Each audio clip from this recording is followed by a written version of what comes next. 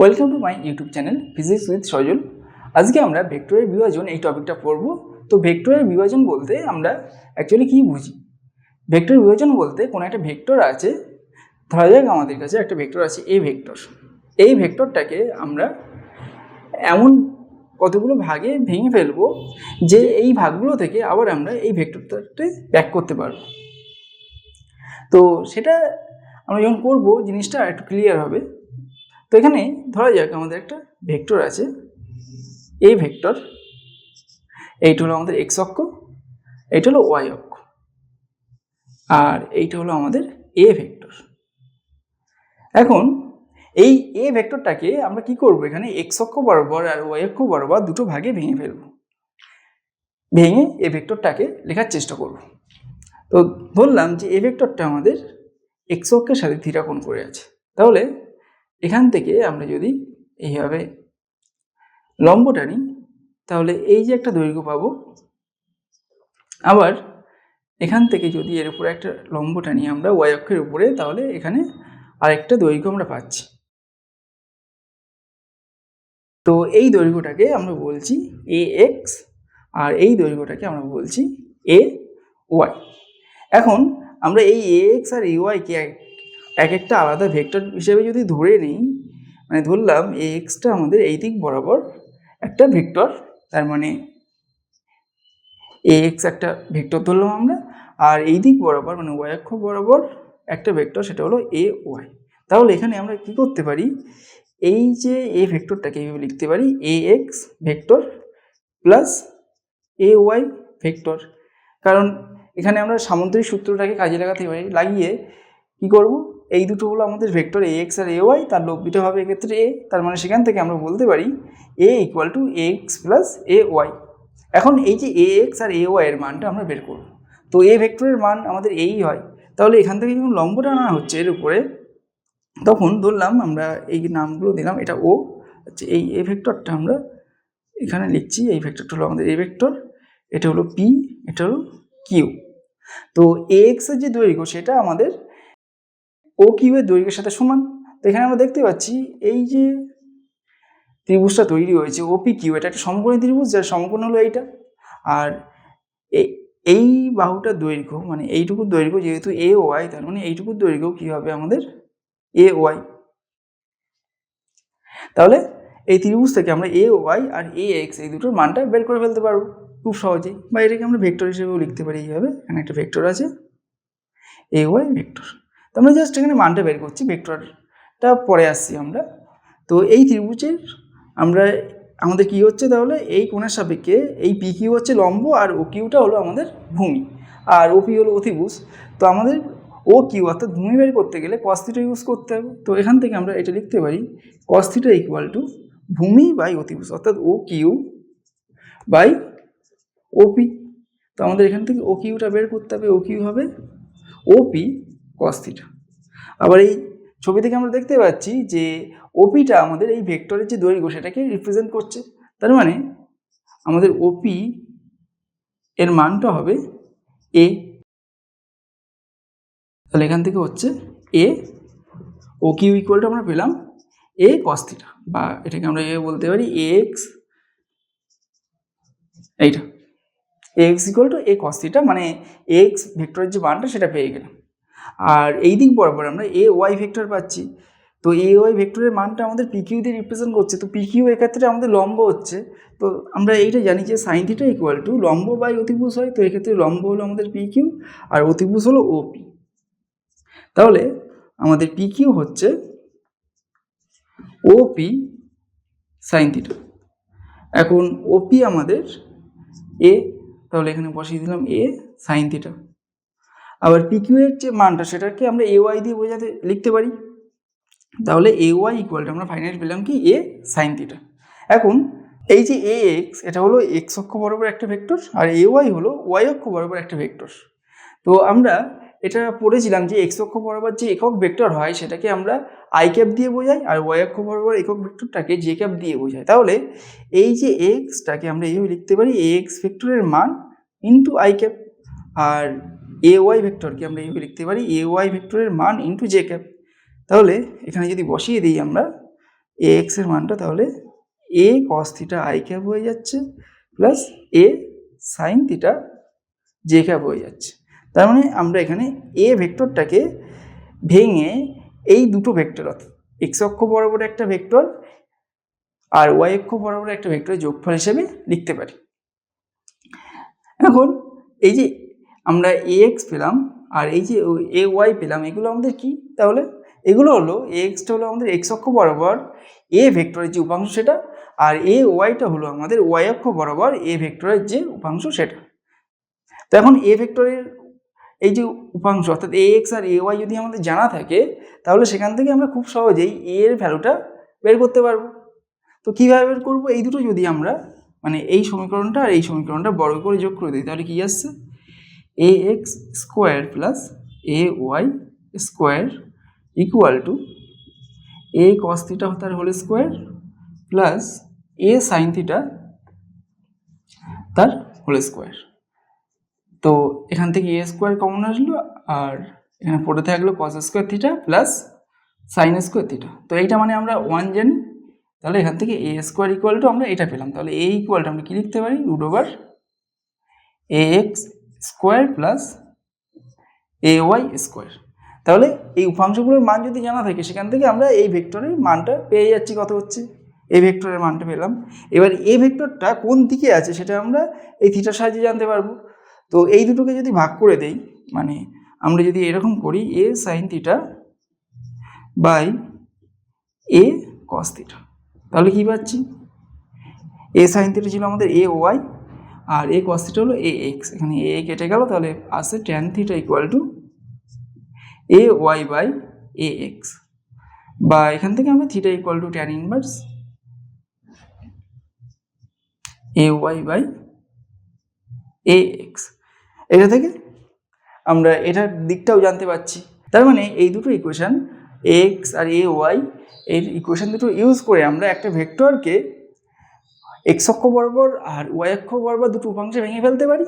আর যদি এক্স অক্ষ বরাবর আর ওয়াই অক্ষ বরাবর উপাংশ কত সেটা আমাদের জানা থাকে, সেখান থেকে আমরা ওই ভেক্টরটার মানটা বের করে ফেলতে পারবো কত হবে এই ফর্মুলাটা ইউজ করে। আর এই ফর্মুলাটা ইউজ করে আমরা থিটা অর্থাৎ ও এক্স অক্ষের সাথে কত কোণ করে আছে সেটা বের করে ফেলতে পারবো। তখন ভেক্টরটাকে আমরা এই ফর্মে লিখতে পারবো। তো এখানে একটা জিনিস মনে রাখলে আমাদের এই যে উপাংশ বিভাজনটা খুব সহজেই হয়ে যাবে। সেটা কি? এই যে এখানে ভেক্টরটা আছে অর্থাৎ এ ভেক্টরটা আমাদের এক্স অক্ষের সাথে থিটা কোণ করে আছে, তাহলে এক্স অক্ষ বরাবর যে উপাংশটা হবে সেটা কি হবে? এই ভেক্টরের মান ইন্টু মানে এ ইন্টু কস থিটা, মানে যার সাথে কোণ করে থাকবে যে অক্ষের সাথে সেই দিক বরাবর উপাংশটা যখন লিখবো, তখন ওই ভেক্টরের মানের সাথে আমাদের কি হবে? কস থিটা গুণ হয়ে যাবে। আর তার সাথে লম্বভাবে যে উপাংশটা থাকবে তার ক্ষেত্রে কি হচ্ছে? আমাদের সাইন থিটা গুণ হচ্ছে। এইভাবে কিন্তু খুব সহজেই আমরা একটা ভেক্টরকে দুটো উপাংশে ভেঙে ফেলতে পারবো। তো এখন এই যে ভেক্টরের উপাংশে বিভাজন এর একটা অঙ্ক করব আমরা। বলেছি একটা ভেক্টর আছে এফ ভেক্টর, যার মান হলো 12 নিউটন, আর এটা আমাদের এক্স অক্ষের সাথে 60 ডিগ্রি কোণ করে আছে। তাহলে এফ এক্স অর্থাৎ এক্স অক্ষ বরাবর উপাংশ আর এফ ওয়াই অর্থাৎ ওয়াই অক্ষ বরাবর উপাংশটা আমাদের বের করতে হবে। তো এখন আমরা এফ এক্স এইটা বের করব। তো এফ এক্স ইকুয়াল টু কী হয়? আমরা একটু আগেই দেখেছি যে এই যে ভেক্টরটা দেওয়া আছে তার মান ইন্টু কস থিটা। তো এক্ষেত্রে আমাদের এফ এর মান বলা আছে 12 নিউটন ইন্টু কস থিটা, অর্থাৎ থিটা আমাদের 60 ডিগ্রি, তাহলে কস 60। তাহলে 12 নিউটন ইন্টু কস 60 আমাদের হয় হাফ, তাহলে হয়ে গেল ফাইনালি 6 নিউটন। একই রকমভাবে আমরা এফ ওয়াই ইকুয়াল টু এইটা দেখেছিলাম এফ সাইন থিটা, তাহলে এফ হলো আমাদের 12 নিউটন ইন্টু সাইন 60। তো সাইন 60 ভ্যালু কত হয় আমাদের? √3/2। তাহলে আমাদের ফাইনালি আসছে 6√3 এত নিউটন। তাহলে এইভাবে আমরা ভেক্টরটাকে দুটো উপাংশে ভেঙে ফেললাম। এখন এই দুটো উপাংশের সাহায্যে যদি আবার এই ভেক্টরটাকে লিখতে যাই, তাহলে কেমনভাবে লিখব? আমরা ওখানে দেখেছিলাম এফ ভেক্টর ইকুয়াল টু এইরকম F X vector plus F Y vector, বা এটাকে আমরা এইভাবে লিখতে পারি F X into I cap, মানে যে দিক বরাবর উপাংশ নিচ্ছি সেই দিক বরাবর যে একক ভেক্টরটা আছে সেটা এর সাথে গুণ করে দিচ্ছি। তাহলে এইটা ইকুয়াল টু আমরা কী পাচ্ছি? 6 আই ক্যাপ প্লাস FY পেয়েছি 6√3 J ক্যাপ এত নিউটন। তো এইভাবে আমরা এই ভেক্টরটাকে এই যে x অক্ষ বরাবর আর y অক্ষ বরাবর অংশে ভেঙে লিখতে পারি। তো এগুলোর ক্ষেত্রে কিন্তু আমাদের এই যে x আর y অক্ষ আমরা দুটো ধরে নিয়েছিলাম, সেই দুটো অক্ষের মধ্যবর্তী কোণ ছিল কিন্তু 90 ডিগ্রি। সেই কারণে এটাকে বলা হয়ে থাকে অনেক সময় লম্ব উপাংশ বিভাজন। এইবার এদের মধ্যবর্তী কোণ যদি একটা আরবিটারি কোণ থাকে, মানে এদের মধ্যবর্তী কোণ যদি 90 ডিগ্রি না হয়, ধরলাম এরকম আছে, একটা অক্ষ এই দিক বরাবর আছে, একটা এই দিক বরাবর আছে, তাহলে এদের মধ্যবর্তী কোণটা 90 ডিগ্রি হচ্ছে না আমাদের। তো সেক্ষেত্রে আমরা উপাংশে কীভাবে বিভাজন করব সেটা দেখবে। তো এখন আমরা এই যে এই ভেক্টরটা আছে, এই ভেক্টরটাকে দুটো উপাংশে ভাঙবো, একটা হলো এই অক্ষ বরাবর আর একটা হলো এই অক্ষ বরাবর। এখানে আমরা দেখেই বুঝতে পারছি যে অক্ষ দুটোর মধ্যবর্তী কোণ কিন্তু 90 ডিগ্রি না, তার মানে আমরা এটাকে একটা জেনারেল কেস হিসেবে ধরে নিতে পারি। তো ধরলাম এটা আমাদের ও পয়েন্ট, আর এই অক্ষটাকে নাম দিচ্ছি পি, এটার নাম দিলাম ধরা যাক কিউ, আর এই যে এ ভেক্টরের এই প্রান্তের নাম দিলাম আর। এখন এটা আমরা ধরে নিচ্ছি যে এইটা এ ভেক্টরটা ওপি অক্ষের সাথে আলফা কোণ করে আছে আর ও কিউ অক্ষের সাথে আমাদের বিটা কোণ করে আছে। তাহলে আমাদের এই ওপি আর ও কিউ অক্ষ বরাবর এই এ ভেক্টরটাকে উপাংশে ভাঙতে হবে। তো আমরা সেটা করার জন্য কি করলাম, এই যে ও কিউ এর সমান্তরালে একটা সরলরেখা টানলাম এইভাবে। তো এই ডটের লাইনটা আমাদের ওপি অক্ষটাকে যে পয়েন্টে ছেদ করেছে সেটাই হবে আমাদের ওপি অক্ষ বরাবর উপাংশ। তো এটা ধরলাম পি কিউ আর, এটা ধরুন এস পয়েন্টে ছেদ করেছে, তো ও এস হলো এই দিক বরাবর উপাংশ। আর এইটাকে আমরা কি করছি, এইভাবে এই ওপি অক্ষের সমান্তরালে একটা সরলরেখা আঁকছি। তো এই যে আমাদের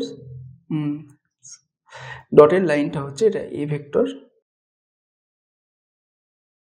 এই যে ডটের লাইনটা হলো এটা এস টি নাম দিলাম। তো এই যে ওটিটা হলো, এটা হলো আমাদের ও কিউ অক্ষ বরাবর এই এ ভেক্টরের উপাংশটা। এখন আমাদের এই ওএস আর ওটি এই দুটো বের করতে হবে। তো আমরা কী করে বের করব, এখানে আমরা ত্রিকোণমিতিতে একটা সূত্র পড়েছিলাম বা একটা ফর্মুলা পড়েছিলাম যেটাকে বলা হয় সাইন ল, সেইটাকে এখানে ইউজ করব। তো সাইন লতে কী বলা ছিল, এরকম একটা আমাদের ত্রিভুজ আছে। তো ত্রিভুজটার এইটা হলো এ কোণ, এটা হলো বি কোণ, এটা হলো সি কোণ। এর এ কোণের বিপরীত বাহু হলো স্মল এ, বি কোণের বিপরীত বাহু স্মল বি, সি কোণের বিপরীত বাহু স্মল সি। এটা যদি হয় তাহলে আমরা সাইন ল অনুযায়ী লিখতে পারি এইটা এ বাই, মানে যে বাহুটা তার বিপরীত কোণের সাইন, অর্থাৎ এ বাহু বাই এর বিপরীত কোণ হলো আমাদের ক্যাপিটাল এ কোণ, তাহলে sine A equal to B বাহু ওর বিপরীত কোণ হলো বি, তার মানে by sine B equal to C বাহু ওর বিপরীত কোণ হলো সাইন সি, মানে যে বিপরীত কোণ হলো তার সাইন অর্থাৎ সাইন সি। এইটা আমরা লিখতে পারি, এটাকে আমরা সাইন ল বলে থাকি, এটাই আমরা এখানে ইউজ করব। তো এই ও আর এস ত্রিভুজ এর ক্ষেত্রে আমরা এই সাইন লটাকে ইউজ করব। তো তাহলে আমাদের এই কোণ দুটো মান কত হচ্ছে সেটা জানতে হবে। তো এই কোণটা আমরা আলফা জানি। এখন আমরা দেখতে পাচ্ছি যে এই ওএস আর আরটি দুটো সমান্তরাল সরলরেখা, আবার এইটা হলো ও আরটা হলো এই সমান্তরাল সরলরেখার ছেদক। তো দুটো সমান্তরাল সরলরেখা এইরকমভাবে আছে, তার ছেদক হচ্ছে এইটা। এখন একটা কোণ এই যদি এইটা আমাদের জানা থাকে তাহলে আমরা বলতে পারি এই কোণটার এই কোণটা সমান, তাহলে সেই অনুযায়ী আমাদের এই বিটা কোণ ইকুয়াল টু এই কোণটা হবে, তার মানে এই কোণটা আমাদের বিটা কোণ হয়ে যাচ্ছে। আবার ত্রিভুজের তিনটে কোণের সমষ্টি হয় আমাদের 180 ডিগ্রি, তাহলে এই কোণটা কত হয়ে যাবে, এই কোণটা আমাদের হয়ে যাবে 180 মাইনাস এই দুটো কোণের সমষ্টি, অর্থাৎ 180 মাইনাস আলফা প্লাস বিটা। তো আর কি লাগবে, এই বাহুগুলোর দৈর্ঘ্য আমাদের এখানে জানতে হবে। তো এখান থেকে আমরা যেটা পাচ্ছি সেটা লিখে নিই, ও আর ইকুয়াল টু আমরা পাচ্ছি এ, এটা আমাদের জানা আছে, কারণ ও আরটা হলো আমাদের এ ভেক্টরকে রিপ্রেজেন্ট করছে, তাহলে ও আর এর যে দৈর্ঘ্যটা হবে সেটা এ ভেক্টরের মানের সাথে সমান হবে।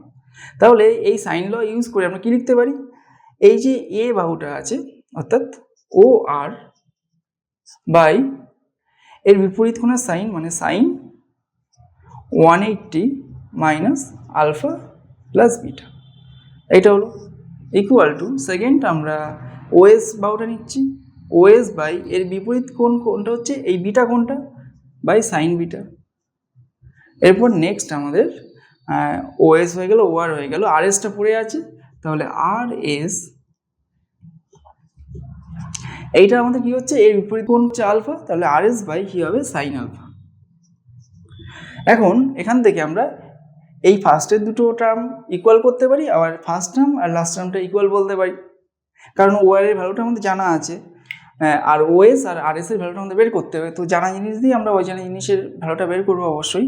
তাহলে এই ফার্স্ট দুটো টার্ম ইকুয়াল হলে আমরা এটা লিখতে পারি।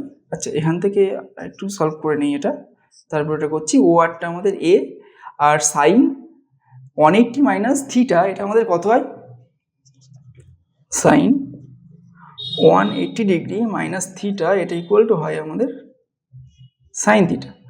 তাহলে এখানে এই আলফা প্লাস বিটা, এই পার্টটা হলো আমাদের থিটা, তাহলে এখানে 180 minus sine 180 minus alpha plus beta কি হয়ে যাবে, সাইন আলফা প্লাস বিটা,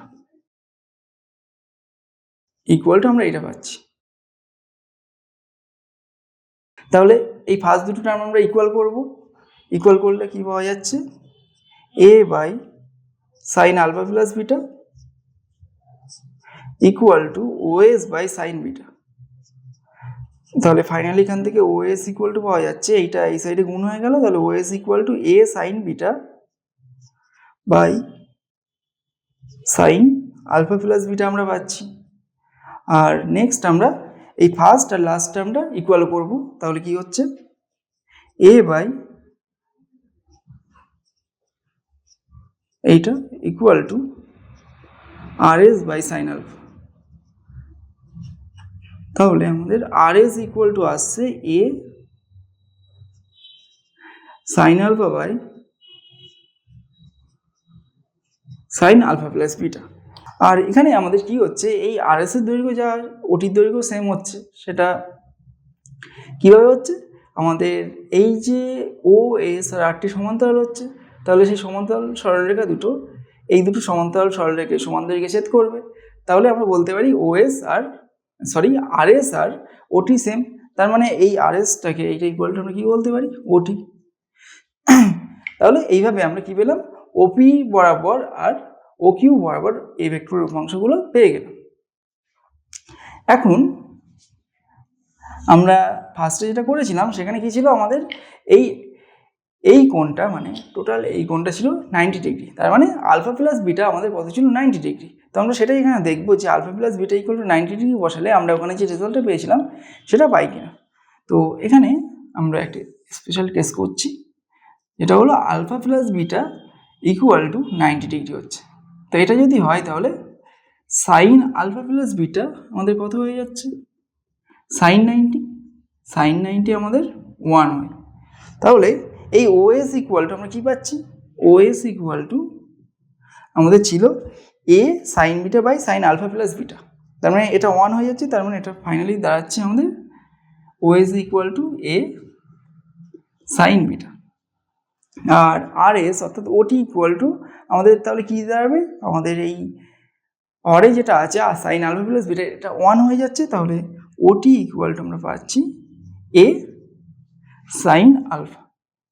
এখন এইটা আমরা এই ওপি অক্ষটাকে যদি এক্স অক্ষ ধরে নিই, তাহলে এক্স অক্ষের সাথে আমাদের এটা আলফা কোণ করে আছে, তাহলে এই বিটাটাকে আমাদের আলফা দিয়ে লিখতে হবে, লিখে দেখবো আমরা সেম রেজাল্ট পাচ্ছি কিনা। এটাকে যদি আমরা আলফা দিয়ে লেখার চেষ্টা করি তাহলে ইকুয়াল টু কী হবে, সাইন 90 মাইনাস আলফা, কারণ alpha plus beta equal to 90 degree আমাদের, সেই কারণে বিটার জায়গায় আমরা সাইন 90 প্লাস আলফা বসিয়ে দিতে পারবো। তাহলে এটা কত হয়ে যাচ্ছে, সাইন 90 মাইনাস আলফা মানে হলো কস আলফা। তাহলে ওএসটা অর্থাৎ এক্স অক্ষ বরাবর যে উপাংশটা পাচ্ছি আমরা সেটা হলো এ কস আলফা, যেটা আমরা আগের রেজাল্টেও পেয়েছিলাম।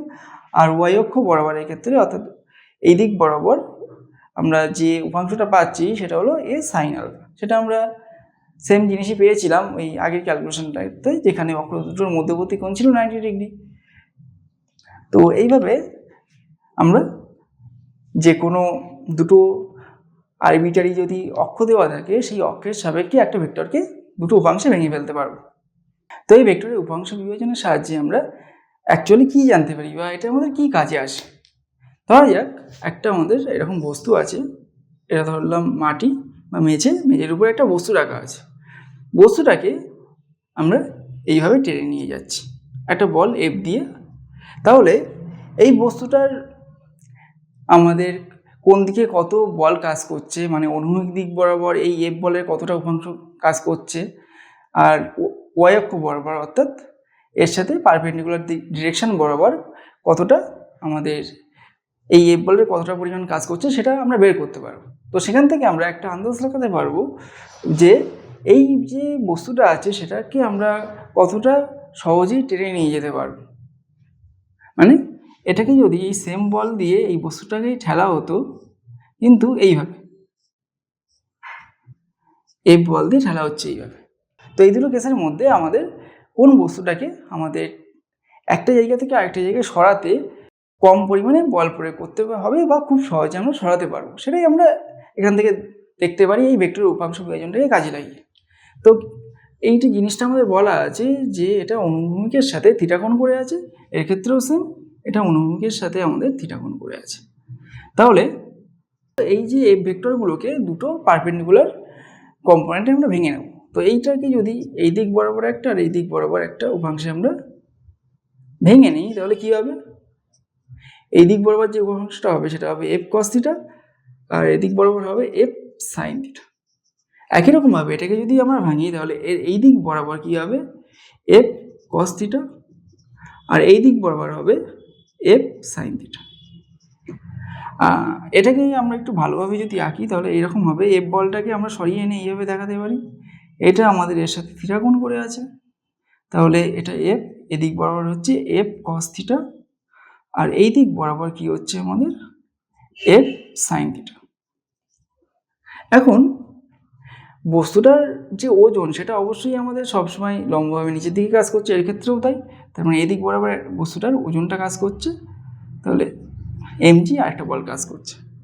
এবার আমরা দেখতে পাচ্ছি যে অনুভূমিক দিক বরাবর আমাদের সেম পরিমাণের বল কাজ করছে এফ কস থিটা, এখানেও এফ কস থিটা, তাহলে এদিক বরাবর আমাদের কোনো প্রবলেম নেই। তো এখন আমরা কি করব, এই বস্তুটার ওজনটা কোন ক্ষেত্রে বেশি হচ্ছে আর কোন ক্ষেত্রে কমে যাচ্ছে সেটা আমরা দেখব। এই ক্ষেত্রে বস্তুটার ওজনটা অ্যাকচুয়ালি কত হয়ে যাচ্ছে, যেহেতু এদিকে এমজি কাজ করছে আর তার বিপরীত দিকে এফ সাইন থিটা একটা বল কাজ করছে, মানে এফ বলের একটা উপাংশ কাজ করছে, তার মানে কি হচ্ছে অবশ্যই এমজি ওজনটা এখন আর এমজি নেই, ঠিক এতটা পরিমাণ কমে গেছে, অর্থাৎ এফ সাইন থিটা পরিমাণ কমে গেছে, তাহলে এখন বস্তুটার ওজন হয়ে গেছে আমাদের MG minus F sine theta. আর এর ক্ষেত্রে বস্তুর ওজন আর এফ এই যে উপাংশটা এফ সাইন থিটা উপাংশটা দুটোই সেম ডিরেকশনে কাজ করছে, তাহলে বস্তুর ওজন আগের থেকে বেড়ে গিয়েছে ঠিক এতটা পরিমাণ, তার মানে এক্ষেত্রে ওজন হয়ে যাচ্ছে এইটা। তাহলে আমাদের কি হচ্ছে, বস্তুটার এই যে ক্ষেত্রে আমরা টেনে নিয়ে যাচ্ছিলাম এফ বল দিয়ে, সেক্ষেত্রে আমরা বস্তুটা খুব ইজিলি টানতে পারবো, কারণ ওর ওজনটা আগের থেকে কমে যাচ্ছে, কিন্তু এই ক্ষেত্রে ওর ওজনটা বেড়ে যাওয়ার কারণে আমরা অতটা সহজে এক জায়গা থেকে আরেক জায়গায় ঠেলে সরিয়ে নিয়ে যেতে পারবো না। তো এরকম বিভিন্ন কাজে কিন্তু আমরা এই ভেক্টরের উপাংশ বিভাজনটাকেই কাজে লাগিয়ে থাকি। এবার আমরা ভেক্টরের উপাংশ বিভাজন কাজে লাগিয়ে ভেক্টরে যোগ করব। তো এখানে তিনটে ভেক্টর বলে দিয়েছি, একটা A vector, B vector, C vector. A vector আমাদের এক্স অক্ষের সাথে আলফা কোণ করে আছে, বি ভেক্টর বিটা কোণ করে আছে, আর সি ভেক্টর গামা কোণ করে আছে।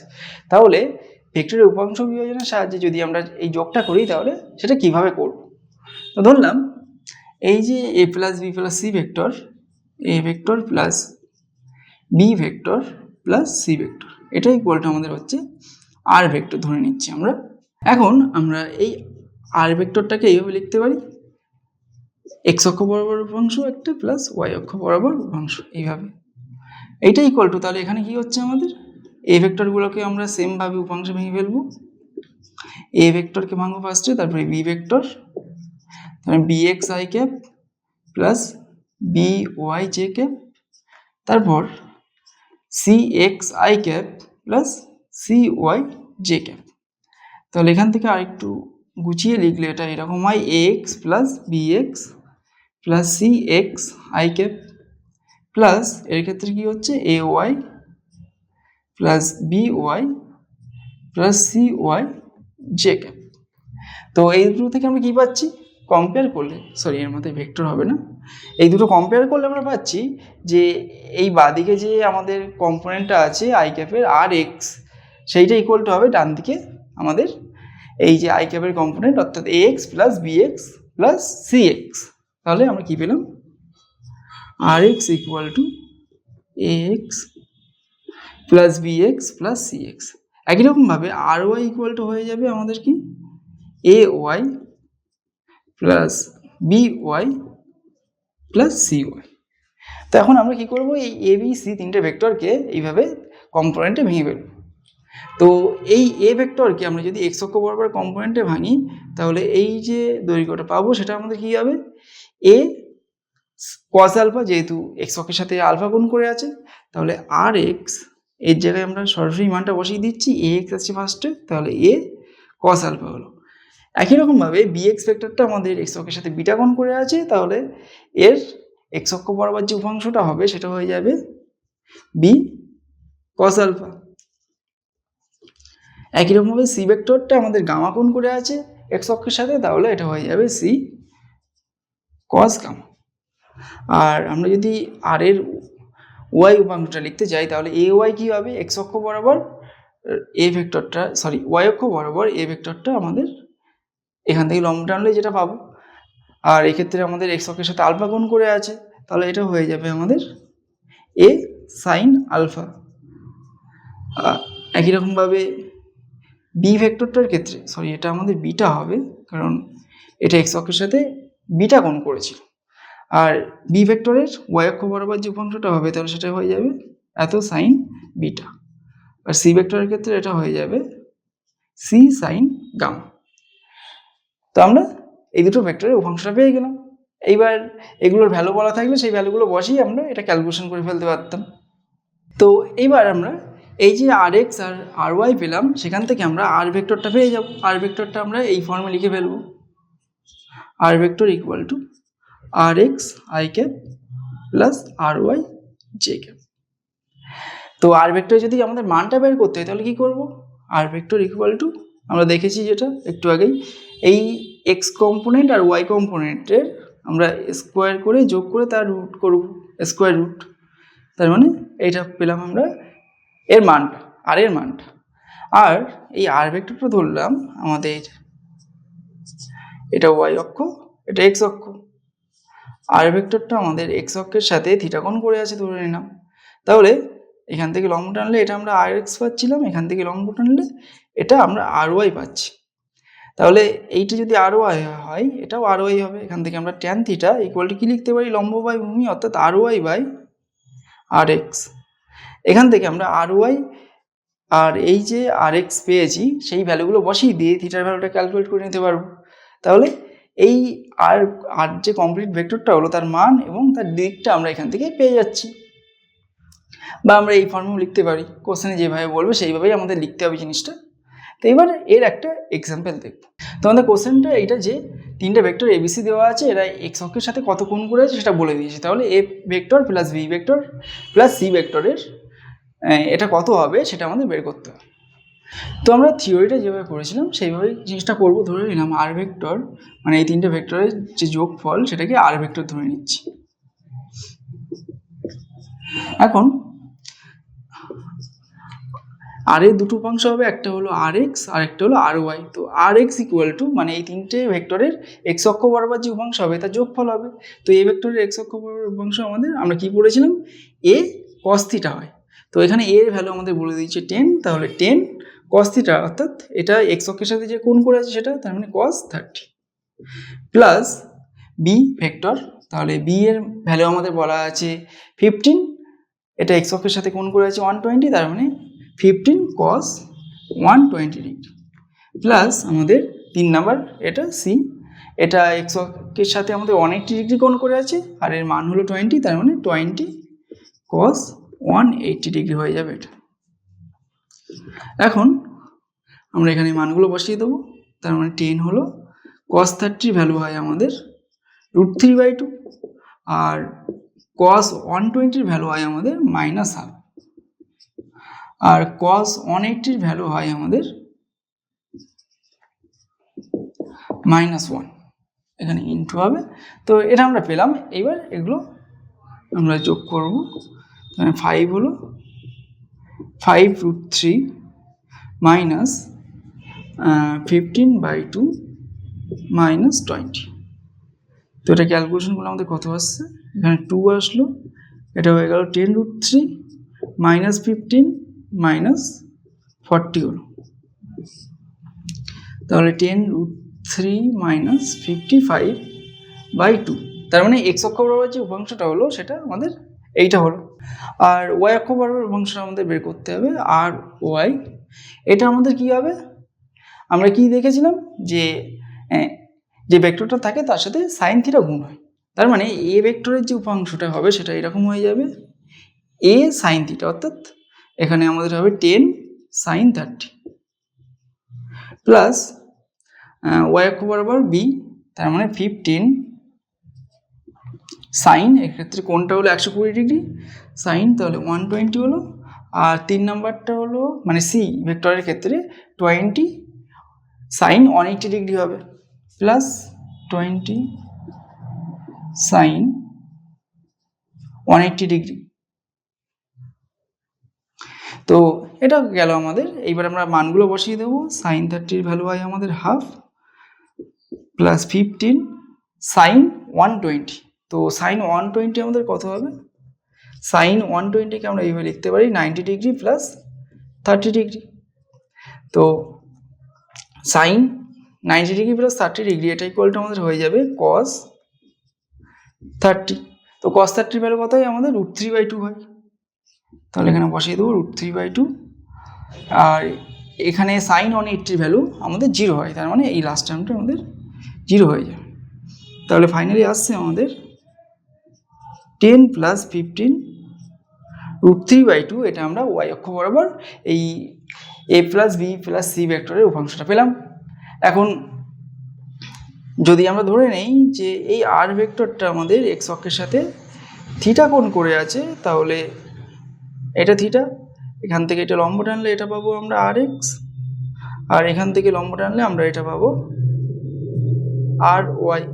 তো এটা আর ওয়াই হলে এটা আমাদের আর ওয়াই হবে। তাহলে এখান থেকে আমরা কি পাচ্ছি, ট্যান থিটা ইকুয়াল টু লম্ব অর্থাৎ আর ওয়াই বাই আর এক্স। তো এটা ইকুয়াল টু কত হচ্ছে আমাদের আর ওয়াই, অর্থাৎ এইটা বসবে 10 প্লাস 5√3 সরি এটা 15√3/2 আর এইটা ছিল আমাদের আর এক্স, তার মানে 10√3 মাইনাস 55/2।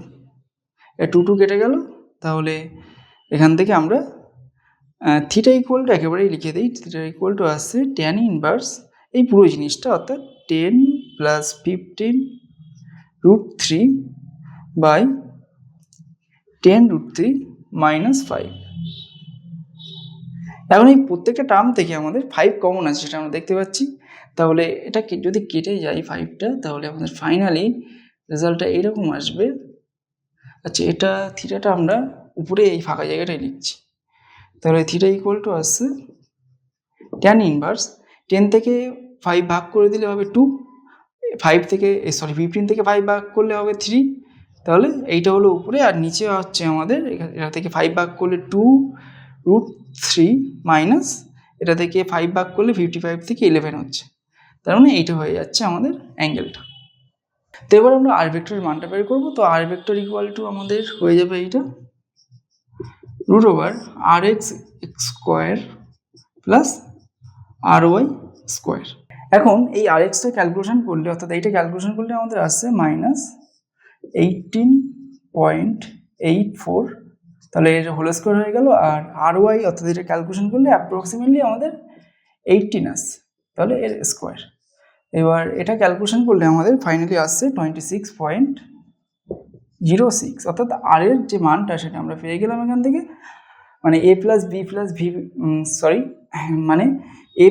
প্লাস সি ভেক্টর, এই তিনটে ভেক্টরে যোগ করলে যে ভেক্টরটা পাচ্ছি আমরা তার মানটা পেলাম এটা। আর এটা এক্স অক্ষের সাথে যে কোণটা করে আছে, অর্থাৎ এই থিটা কোণটা, এইটা ক্যালকুলেশন করলে আমরা পাচ্ছি 43.7 ডিগ্রি।